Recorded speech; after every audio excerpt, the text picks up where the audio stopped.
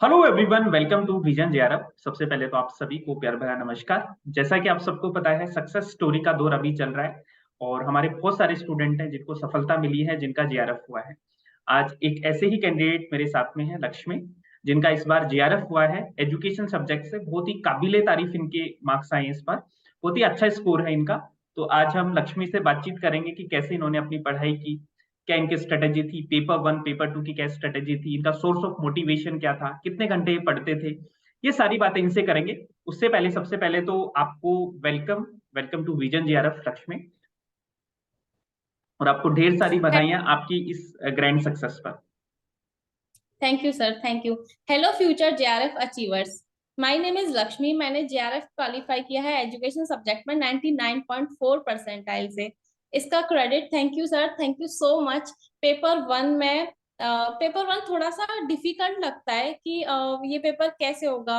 इस पेपर में अक्सर करके मेरे भी मार्क्स बहुत कम आते थे पहले। मैं आज आपको सबको जर्नी बताने आई हूँ अपनी, जेन्युइनली, कि मेरा फर्स्ट अटेम्प्ट में नॉट क्वालिफाइड था, ना नेट हुआ था ना ही जेआरएफ, और आज मेरा जेआरएफ हुआ है। इसके बीच की journey, not qualified to qualified.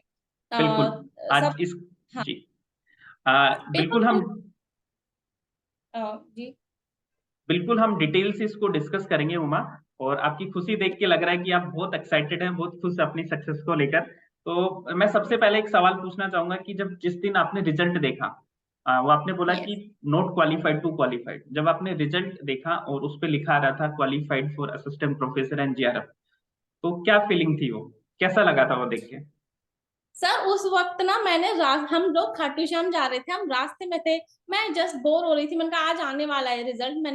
मैंने जस्ट सर्च करके देखा, मैं बस में उछल पड़ी, क्वालिफाइड फॉर जीआरएफ। मुझे बिलीव नहीं हुआ। मैंने फोटो देखा, फोटो तो मेरा ही है, मैंने अपना नाम पढ़ा, हाँ मेरा ही है। फिर मैंने पापा को एकदम खींच के बोला, पापा जीआरएफ क्वालिफाई हो गया। और बोले हैं सच? सर यकीन भी उनको भी नहीं। मैंने दिखाया, मैंने देखो क्वालिफाइड लक्ष्मी चौधरी। हाँ हाँ सही है, बहुत सही है। फिर हमने सभी भगवानों को थैंक यू बोला कि थैंक यू खाटू श्याम जी, आज जा रहे हैं हम। पिछली बार वैष्णो देवी जी पे मांग के आए थे, यही डिमांड करके आई थी मैं कि मेरा अगली बार जेआरएफ हो जाए। बस यही था सर। बिल्कुल बिल्कुल। ये आप एक ऐसी जगह पे जा रहे थे जो भगवान इसीलिए प्रसिद्ध है कि हारे का सहारा। तो वो जी जो हाँ। फेलियर्स होते हैं उनके लिए बहुत पावर डोज होते हैं वो भगवान खाटू श्याम जी। तो बहुत ही अच्छी बात है ये तो।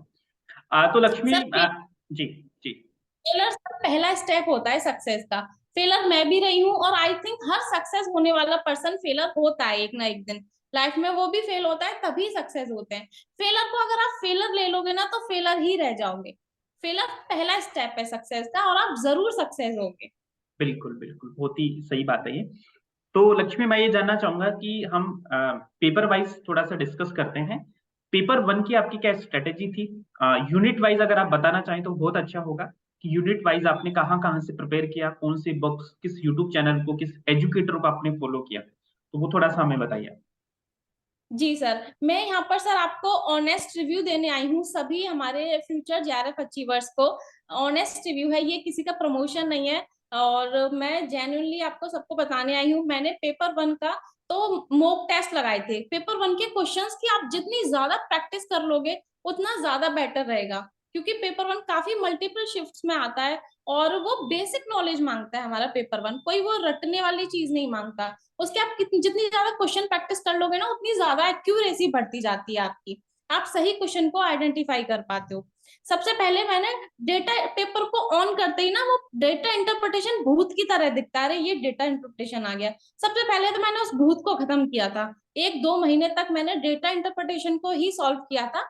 वो खत्म हुआ। लेकिन हाँ, डेटा इंटरप्रिटेशन ऐसा नहीं है कि मैथ से रिलेटेड है। मैथ में ज्यादातर कुछ बच्चे वीक होते हैं, मैं भी मैथ की वीक स्टूडेंट रही हूँ। मैंने मैथ को स्किप किया था, अगर हो सके तो आप मत कीजिएगा। लेकिन मैंने कोशिश करी थी मैथ करने की, पर मुझसे वो नहीं हो रहा था। तो मैंने तो मैथ को थोड़ा कोशिश की, थोड़े थोड़े सिंपल इंटरेस्ट वगैरह के क्वेश्चन किए थे। बट ज्यादा अच्छा वाला टफ लेवल का मैथ नहीं होता मुझसे। तो मैंने डेटा इंटरप्रिटेशन को सॉल्व किया था। वो मैथ नहीं है, डेटा इंटरप्रिटेशन सिंपल है, आप उसकी प्रैक्टिस करो, आ जाएगा। उस उससे मैंने 10 मार्क्स सबसे पहले पक्के किए। रीडिंग कंप्रिहेंशन के पेपर वन में एक वहां से 10 मार्क्स पक्के होते हैं, रीडिंग कंप्रिहेंशन के 20 मार्क्स पेपर टू से पक्के होते हैं। 40 मार्क्स तो यहीं से हमारे पक्के हो जाते हैं। फिर लॉजिकल रीजनिंग है, उसमें भी वो थोड़ी टफ लगती है ज्यादातर बच्चों को, पर उसमें भी ना लिमिटेड सिलेबस है, घुमा फिरा के चीजें वही है, स्क्वायर ऑफ अपोजिशन और ये 2-3 टॉपिक है, सव्य विचारा है वही एग्जाम्पल्स, पर एक बार आप पढ़ो तो सही, 2-3 बार अगर आप पढ़ोगे तो वो क्वेश्चन भी ठीक होने लग जाएंगे, वो भी घुमा फिरा के एक ही चीज है। एक बार अगर आप सिलेबस को कवर कर लेते हो यूनिट वाइज तो अच्छे से हो जाता है। टीचिंग एप्टीट्यूड के लिए भी प्रैक्टिस देख करनी पड़ी थी, क्वेश्चंस की प्रैक्टिस करो, वही चीजें हैं सब। और जो ओनली वाले ऑप्शंस होते हैं उनको एलिमिनेट करो, ज्यादातर नोट पर ध्यान देना है, क्योंकि ज्यादातर टीचिंग एप्टीट्यूड में नोट वाले ज्यादा आते हैं। रिसर्च के क्वेश्चन भी 10-15 टाइप की रिसर्च है, उनके क्वेश्चन प्रैक्टिस किए थे मैंने, वो भी हो गया था। और यूनिट 9 और 10 ये बहुत मतलब खतरनाक यूनिट्स हैं, इनसे मुझे शुरू में बहुत डर लगता था, ये इतनी बड़ी बड़ी यूनिट्स कैसे ईयर्स याद होंगे, ये प्रोटोकॉल्स वो प्रोटोकॉल्स, और इतना बड़ा था पॉल्यूशन, लगता तो सिंपल है, नाम सुनने में पॉल्यूशन है, लेकिन आता कीवर्ड है। आपने मैं सीरियसली ऑनेस्टली रिव्यू दे रही हूँ मैं, ये यूनिट 9 के लिए और यूनिट 10 के लिए Shiv sir is best on whole YouTube platform. Shiv sir बहुत बेस्ट है। पहली क्लास में सर मैंने आपको देखा था तो मेरा यह था सर कितना धीरे धीरे पढ़ा रहे हैं क्या, फिर मैंने 1-2 क्लास करके एंजॉय करना शुरू किया, फिर मुझे वो समझ में भी आने लग गया। आपकी ट्रिक्स थी ईयर्स को याद करने की, और आपकी 5 मिनट मस्ट नो सीरीज बहुत काम आई मेरे, आपकी 8 आवर्स की भी मैराथन है, और आप पर डे तो क्लास लेते ही हो, जीआरएफ विजन पे भी लेते हो आप, और आप जीआरएफ अड्डा पे भी लेते हो, वो मैंने क्लासेस आपकी रेगुलर फॉलो करी थी। आप बहुत, सबसे अच्छी बात ये है आप ना वो बोर्ड पे पढ़ाते हो, ज्यादातर बोर्ड पे खड़े होके वो ज्यादा अच्छे से समझ में आता है अदरवाइज लैपटॉप से बजाय। आप मैंने सबसे पहले ना हार्ड कॉपी में सिलेबस निकलवाया, सॉफ्ट कॉपी में क्या होता है हमें सिलेबस का पता ही नहीं रहता, मैंने सिलेबस को निकलवाया, मैं यूनिट वाइज शुरू किया, यूनिट 1 कंप्लीट करा, यूनिट 2 कंप्लीट करा, यूनिट 3 कंप्लीट करा, और ऐसे करके किया था मैंने। और ये यूनिट 9 और 10 मैं जैसे जैसे जो भी टॉपिक बताते चलते थे टीचर्स, मैं जो भी कवर करती थी मैं टॉपिक के ऊपर ही लिख लिया करती थी, इसकी ईयर, AQI, CO2 को नहीं मानता, आपने बताया था 5 है उसमें कलर्स, और NAPCC लिखा हुआ है ये, ऐसे करके मैंने सिलेबस की तो बहुत बुरी हालत कर ली थी। मैंने 1 साल प्रिपरेशन की है, ये यूनिट 9 है और ये यूनिट 10 है, पूरा मैंने सिलेबस को भर रखा है, एक एक टॉपिक से जो जो टॉपिक मेरे होते जाते थे वो मैं काट के रख देती थी, और ये यूनिट 3 इनके जो भी टॉपिक मिलते थे उसी के ऊपर मैं कीवर्ड लिख लेती थी, क्योंकि ऐसा होता है हम भूल जाते हैं, और जब भी हम सिलेबस देखते हैं तो उसके ऊपर वो याद आ जाता है, हाँ ये है। ये आईसीटी की यूनिट्स हैं, ये अदिति मैम से, आईसीटी के मामले में अदिति मैम बहुत बेस्ट है। आईसीटी क्योंकि वो कंप्यूटर की टीचर है, तो शायद उन्होंने हमें स्पैमिंग वगैरह और ये मेलवेयर ये बहुत अच्छे से पढ़ाया, उनकी मैंने क्रैश कोर्स की वीडियोस देखी थी, 2-2 घंटे की हैं उनकी, हर एक यूनिट की, मैथमेटिकल रीजनिंग की भी है, टीचिंग एप्टीट्यूड की भी है, रिसर्च एप्टीट्यूड की है, ऐसे करके मैंने ये पेपर उनकी तो क्वेश्चंस प्रैक्टिस ज्यादा मांगता है वैसे, लेकिन हाँ यूनिट 9 और 10 का एरिया बहुत ज्यादा बड़ा है, हमें पता नहीं होता उसमें आएगा क्या, कितना भी पढ़ लो कम ही पड़ता है, लेकिन हाँ डायरेक्ट क्वेश्चन बनते हैं यूनिट 9 और 10 में। एक अच्छी बात यह है कि क्वेश्चन डायरेक्ट ही बनेंगे, ऐसा नहीं है वो घुमा फिरा के, सब्जेक्टिव क्वेश्चन नहीं बनता, ऑब्जेक्टिव बनता है, तो वो ईयर वगैरह ही पूछते हैं और टॉपिक वगैरह पूछते हैं, कब आया या ये किसने दिया था, CDM, ये सब clean development mechanism Kyoto protocol ने दिया था, तो ये तो आपकी क्लासेस को देखकर मेरी यूनिट 9 और 10 ये बहुत अच्छे से हो गई थी। Thank you so much sir. Great great, आपकी ये जो स्ट्रेटेजी है वो बहुत ही एकदम सटीक है, और डेफिनेटली स्टूडेंट को बहुत हेल्प करने वाली है ये स्ट्रेटेजी। तो आपने कोई बुक भी यस, फॉलो की थी या सिर्फ और सिर्फ आपने यूट्यूब चैनल को ही फॉलो किया? नहीं सर मैं कभी तो ऑफलाइन कोचिंग नहीं की, और पेपर मैं कभी ऑफलाइन कोचिंग में बिलीव नहीं करती, हारे थके जाओ हारे थके आओ, और वो लोग भी ज्यादा नहीं पढ़ा पाते ठीक से, घर पे आराम से बैठ के यूट्यूब पे पढ़ो, बेस्ट कंटेंट मिलता है, बहुत ही बेस्ट कंटेंट मिलता है। और पेपर 1 के तो मैंने नोट्स भी बनाए थे, यूनिट वाइज बनाए थे मैंने, यूनिट 1 ली मैंने, टॉपिक लिया, पहला पेज लिया, हार्ड सिलेबस निकलवाया मैंने उसका पहले टॉपिक से, वो क्लियर किया, वो सर्च किया मैंने, जो भी आपको चैनल पसंद आता है, जिसकी भी पसंद आता है आप उसको देखो। वैसे मैंने तो अदिति मैम को ज्यादातर फॉलो किया था पेपर 1 के लिए, और अ, मैंने ना यहाँ से शुरू किया था, पूरा ये यूनिट 1 मैंने शुरू कर दी थी, इसमें आ गई थी लगभग, और पेपर 1 के तो मैंने क्वेश्चन ही प्रैक्टिस किए थे। इसमें क्या था, मैं मैं फॉर्मूला वगैरह लिख लिया करती थी मैथ्स के, और ज्यादा मैंने कंसेप्ट मैप बनाए थे, ज्यादा ये नहीं है कि मैंने थ्योरी लिखी हो, बस कंसेप्ट मैप लिख लिया करती थी। जैसे ये ग्रेट है ग्रेट। प्रोबेबिलिटी, नॉन प्रोबेबिलिटी, बस कीवर्ड हेडिंग लिखी और इसकी कैरेक्टरिस्टिक लिख दी, नॉन प्रोबेबिलिटी लिखा, इसकी कैरेक्टरिस्टिक लिख दी, दोनों का डिफरेंस लिख दिया। बस ये था, ये नहीं है कि पूरा पूरा थ्योरी लिखनी है। और ये आईसीटी की थी, ये तो मुझे अदिति मैम ने करवाया था सब पूरा पे, पहले ये आएगा फिर ये आएगा। और उसकी वो आई थी कंप्यूटर की, पहले वो आया था, चिप आई थी, फिर माइक्रो, अब तो मैं भूल गई, 3-4 दिन हो गए आए हुए। ये आपने करवाया था renewable energy, non renewable energy, ये सब आपके दिए हुए नोट्स हैं सर। ये प्राइमरी पॉल्यूटेंट, AQI CO2 को नहीं मानता, और GHG SO2 को नहीं आता, प्राइमरी में NO2 नहीं आता, ये सब आपके पढ़ाए हुए नोट्स हैं सर। दैट्स ग्रेट ये ग्रेट। सब लिखे थे, ज्यादा थ्योरी नहीं बनाई थी, कंसेप्ट मैप बनाए थे। ग्रेट ग्रेट, बहुत ही अच्छा किया आपने, बहुत ही हार्ड वर्क किया है। और हार्ड वर्क का फल हमेशा मिलता ही है। वो मैं हमेशा आपको यस, क्लास में बोलता हूँ कि थोड़ा सा डिले होता है लेकिन मिलता जरूर है। इतना जरूर है सर, सरस्वती माँ ना किसी का उधार नहीं छोड़ती। आप अगर मेहनत कर रहे हो तो आपको जरूर फल मिलेगा। और आपके बगल में वो पार्टी कर रहा है, शादियों में जा रहा है, फोन पे बात कर रहा है, सोशल मीडिया पे रह रहा है, ऊपर वाला सब देख रहा है कि किसको रिजल्ट पॉजिटिव देना है और किसको नेगेटिव देना है। हाँ, थोड़ा डिले हो जाता है किसी के में, कोई बात नहीं, बट आपको रिजल्ट मिलेगा जरूर, ये डेफिनेट है, पढ़ाई का ये है। बिल्कुल सही। सो मैं ये जानना चाहूंगा कि ये जो आपकी फेलियर टू सक्सेस वाली जो जर्नी, इसके बीच में आपको क्या स्ट्रगल करना पड़ा? लाइक 1 ईयर का टाइम था जब ये हुआ, तो आपने क्या क्या स्ट्रगल झेले इस टाइम पे? आप स्टूडेंट को कुछ मैसेज देना चाहोगे कि यार इस टाइम पे आपको ये चीजों का ध्यान रखना चाहिए? क्योंकि इस बार बहुत सारे स्टूडेंट हैं जिनका था कि हो जाएगा लेकिन नहीं हो पाए किसी वजह से, तो उनको आप क्या बोलना चाहोगे? हाँ सर, ये तो था, मेरे साथ भी हुआ है ये, ऐसा नहीं है कि आपके साथ स्पेशल हो रहा है, मेरे साथ भी हुआ था, नॉट फेलर मैं भी थी, और आज मेरा पास हुआ है।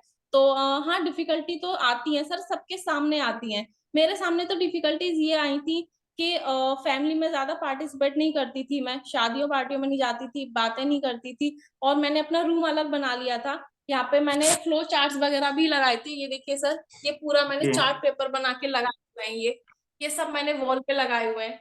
और तो इसके पीछे हार्ड वर्क तो था, हाँ, पर ये है, थोड़ा ये लगता है कि मैंने भी टॉपर टॉक देखे थे और आज मेरा टॉपर टॉक आया है। अगर आप मेरा टॉपर टॉक देख रहे हो तो आपका भी टॉपर टॉक आएगा, जरूर ग्रेट आएगा। ग्रेट। आप बस कंसिस्टेंट रहो, और इसके अलावा आपको और कुछ चाहिए ही नहीं। नेगेटिव लोगों से दूर रहो, ज्यादातर कुछ रिलेटिव्स होते हैं कि अरे तुम तो अभी कुछ करते ही नहीं हो, इतना टाइम हो गया, हाँ ठीक है, उन नेगेटिव पर्सन से दूर ही रहो, बहस ज्यादा किसी से करो मत, उनको जवाब दो अपने काम से, बातों से नहीं।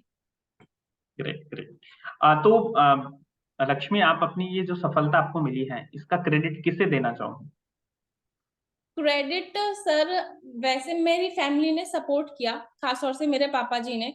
वो मुझसे ज्यादा तो 10 बार मुझसे ये पूछ चुके थे, अभी तक रिजल्ट क्यों नहीं आया, अभी तक रिजल्ट क्यों नहीं आया। क्योंकि एक होता है कि पेरेंट्स को ज्यादा चिंता होती है बच्चों से। एक तो मेरा अगर आपको मोटिवेशन नहीं मिल रहा है, आप कहीं भी थोड़ा डिस्ट्रैक्ट हो रहे हो कि चल छोड़ते हैं पढ़ाई यार, कुछ नहीं रखा पढ़ाई में, ऐसा हर एक किसी के सामने ये मोड़ आता है, मेरे सामने भी आया था, मुझे भी लगता था कि कुछ नहीं हो रहा पढ़ाई से, लोग कहाँ से कहाँ जा रहे हैं, बिजनेस कर रहे हैं, ये कर रहे हैं, बट नहीं, पढ़ाई हमें देती है, बहुत कुछ देती है, पढ़ाई हमें बहुत ऊंचे मुकाम पर पहुंचाती है, सबसे ज्यादा ये रिस्पेक्टेड पर्सन बनाती है, सब हमें इस प्रोफेशन में रिस्पेक्ट देते हैं। भले ही थोड़ा डिले मिलता है, हैंड टू हैंड नहीं मिलता, थोड़ा पेशेंस रखना पड़ेगा। ये है, आप बस अपने आप में बिलीव रखो, सबसे बड़ी बात ये है ना, खुद पे अगर बिलीव है कि हाँ मैं कर लूंगी, तो जरूर कर लोगे आप। अगर आपको थोड़ा सा भी ये लगा कि नहीं यार मैं नहीं कर पाऊंगी, तो सच में आप फिसल जाओगे, पीछे रह जाओगे। आप खुद में बिलीव रखो और कंसिस्टेंट रहो, डेली आपको पढ़ना है, आपको अपने सर पे ना भूत सवार रखना है कि हाँ मुझे जीआरएफ करना है, तो आप जरूर करोगे। Okay great, very good. ऐसी ही एक ऑप्टिमिज्म, ऑप्टिमिस्टिक होना चाहिए आपको, तो आपको डेफिनेटली यस। सफलता मिलती है।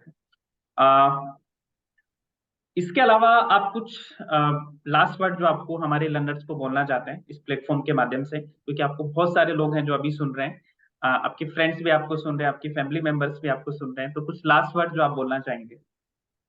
यस सर, मैंने एक कोट लिख रखा था अपनी कॉपी के ऊपर सबसे पहले पेज पे, I will get JRF in this attempt, or in next attempt or in next attempt or in next attempt. People who don't like me, they are going to see my JRF. Great great, बहुत ही अच्छा है, बहुत ही अच्छा है, nice. Yes. सो जी, अगर मेरा JRF qualify नहीं होता कोई बात नहीं, जून में देती, जून में जरूर होता, जून में भी नहीं होता दिसंबर में होता, लेकिन होता जरूर, जरूर होता सर। पढ़ाई की है तो हमें पढ़ाई हमारी पे जरूर करेगी। बिल्कुल बिल्कुल, हमेशा करती है, और एजुकेशन का इन्वेस्टमेंट कभी बेकार नहीं जाता है। बाकी सारे कभी। इन्वेस्टमेंट आपको धोखा दे सकते हैं, लेकिन एजुकेशन वाला है वो आपको कभी धोखा नहीं देता है, ये बहुत ट्रू है। बट सर एजुकेशन में एक थोड़ी सी कमी है, डिले होता है, बट यस, हाँ बिल को मिलेगा आपको पे जरूर। बिल्कुल, डेफिनेटली।